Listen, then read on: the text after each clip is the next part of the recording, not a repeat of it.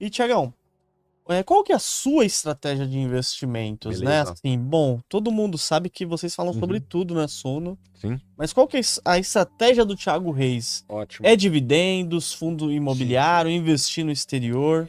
Eu, eu me considero um investidor plural, um investidor nômade.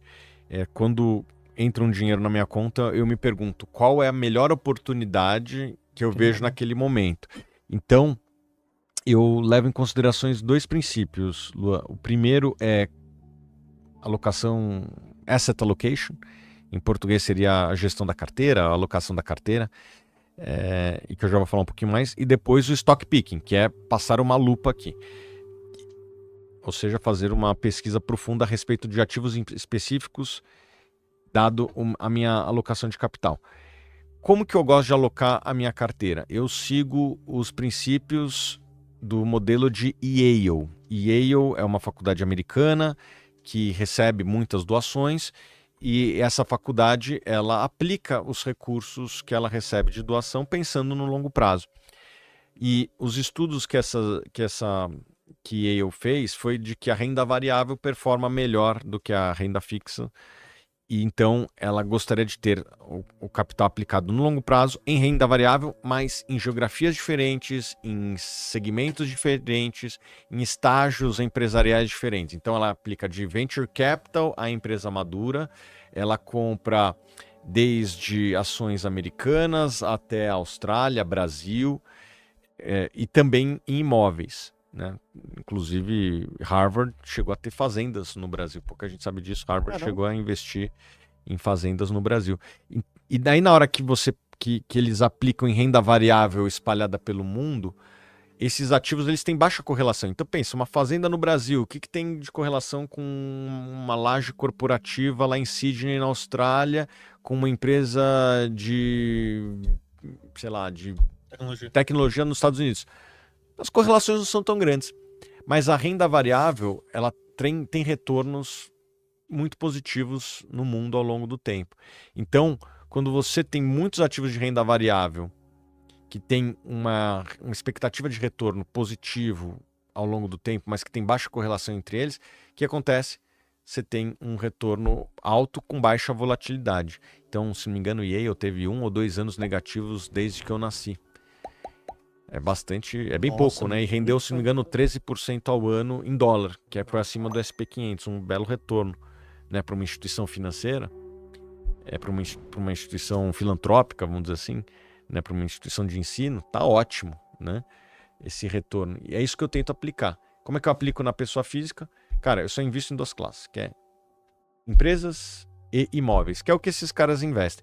E daí eu gostaria de ter 45%, 40, 45% fora e o resto dentro da economia interna. Eu acredito que isso aí dá um bom balanço. Acho que os últimos 2 anos foram bons exemplos disso, né? Teve ano que a Bolsa Brasileira, 2022, como é que foi 2020? Eu não me lembro dos números, mas teve anos que a Bolsa Americana foi negativa e o Brasil foi positivo e vice-versa. E quem tinha um pouquinho nos dois teve uma rentabilidade muito menos volátil ao longo do caminho.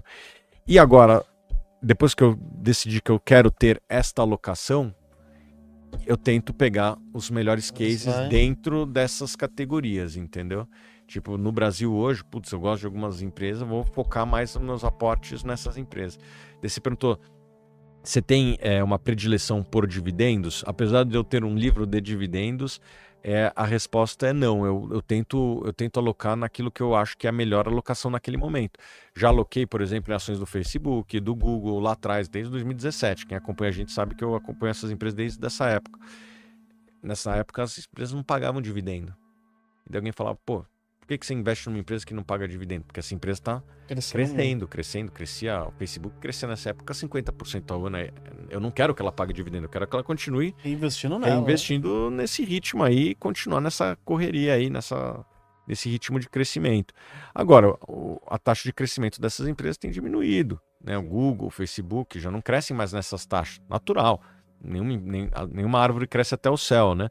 Essas empresas se tornaram muito grandes, muito relevantes e as taxas de crescimento se tornam menores, então por conta disso elas estão começando a pagar dividendo. O meu dividendo sobre o custo lá de trás é muito bom. né? Essa conta que eu acho que o investidor tem que fazer. Como que seria seu dividendo daqui 5, 10 anos Sim. numa empresa de crescimento? Então não tem uma predileção por dividendos. O que acontece é que, na prática, boa parte das oportunidades no Brasil especificamente estão nas empresas de dividendos, porque são empresas que geram caixa, são empresas que estão com balanço saudável. O Brasil não é um país de alto crescimento, tem poucas empresas de alto crescimento. Então, já que o Brasil não cresce muito, tem poucas empresas que crescem bastante, geralmente as melhores oportunidades estão nas empresas que pagam dividendos, você paga múltiplos menores, são empresas mais saudáveis na média. E, Thiago, quais são os setores da bolsa que você não investe? Tem algum setor que você não investe ou tem que tomar cuidado? O setor de aviação é sempre um desafio, né? Isso aí eu aprendi muito rápido na vida.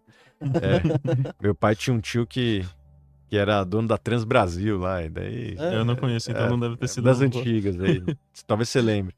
E, pô, era um show de horror, assim, era um business difícil, né? E todas as empresas no Brasil foram quebrando. E meu pai me explicava, pô, um negócio que tem custo fixo muito alto, né? O custo de você operar uma linha aérea entre São Paulo e Rio. Tipo, você botar um passageiro a mais, o custo variável é muito baixo, né? O que custa é a depreciação, é o combustível e a mão de obra. Você botar um passageiro a mais não muda muito. Então você tem um custo fixo muito alto e passageiros que são muito sensíveis a preço. E a competição, então pensa que você está competindo contra as empresas. E daí essa empresa tem, sei lá, 10 assentos vagos para o Rio hoje. Qualquer preço que ela vender, para ela é lucro. Já tá perdido, né? Já tá perdido, então, cara, vende aí por qualquer preço. Então você tá competindo com pessoas que muitas vezes não tem uma racionalidade de preço muito grande. Então, o resultado tá aí, né? Quase todas as empresas do segmento. E varejo? Varejo também eu não gosto muito, não. Mais especificamente, linha branca eu tô fora. Crédito é um mercado muito difícil a venda de varejo com crédito. Eu sou amigo pessoal de um dos maiores varejistas do Brasil. E ele me explicou a dureza que foi lá em 2015. Em 2015 as vendas deles caíram entre 20% e 30%. Então a receita se torna menor. Teve uma crise. E ele tinha despesa financeira, que foi de 500 milhões para 1,5 bilhão. Juros? Nossa. E daí fica difícil, né? É muito duro. Isso aconteceu exatamente agora com o Magazine Luiza e com a Via Varejo, né? A Casas Bahia. Você pilotar isso no Brasil é muito difícil. O Brasil é um país diferente de outros países. Quando você tem uma crise no Brasil, geralmente, para conter o avanço do dólar, o Banco Central ele aumenta os juros. Foi assim em 2015, foi assim mais recentemente agora, né? A inflação estava estourando. Então, o Banco Central no Brasil ele aumenta juros. Lá fora, não. Quando tem uma crise, os bancos centrais eles baixam os juros. E por conta disso, o varejo brasileiro ele tem que lidar com forças diferentes, forças macroeconômicas bem distintas lá de fora. Por conta disso, eu não gosto de investir. Imagina você está investindo num negócio que, quando está tudo bem, a sua margem é baixa, e quando o vento vem contra, você nasce com uma despesa 3 vezes maior na despesa financeira. É praticamente impossível conseguir ser rentável assim. Agora, varejo de alimento, talvez eu olhasse, né? Até já comprei ações do Grupo Mateus, né? Empresa bem tocada. Mas eu não tenho uma predileção por varejo, não. E eu acredito que o e-commerce, né? Essas empresas aí, Amazon, Mercado Livre, é difícil competir com eles. A experiência é muito boa, né? O preço é muito competitivo.